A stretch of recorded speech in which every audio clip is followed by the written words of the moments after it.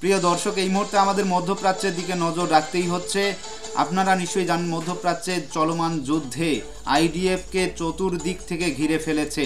একদিকে লেবানন, অপরদিকে হামাস, হুতি, ইরান, চতুর্দিক থেকে কিন্তু ঘিরে ফেলেছে। আর এরই মধ্যে শত শত কিন্তু আইডিএফ বাহিনী তারা মারা গিয়েছেন। আর এজন্য এই মুহূর্তে যতটুকু আমরা শুনতে পাচ্ছি, নতুন করে আবার রিক্রুটমেন্ট করার জন্য কিন্তু একটা বিল পাস হতে চলেছে ইসরায়েলে, এমনটাই কিন্তু আমরা শুনতে পাচ্ছি যে নতুন করে আবার 7,000 জনকে এই সৈন্যবাহিনীতে নেওয়া হবে। তাহলে এখন প্রশ্ন উঠছে যে তাহলে আগের সৈন্যরা তাহলে কোথায় গেল? এ নিয়ে কিন্তু এখনো পর্যন্ত কোনো ধরনের সঠিক তথ্য প্রকাশ করেনি ইসরায়েল সরকার। অবশ্যই আমরা সেই বিষয়টা দেখে নেওয়ার চেষ্টা করব, সঙ্গে থাকবেন।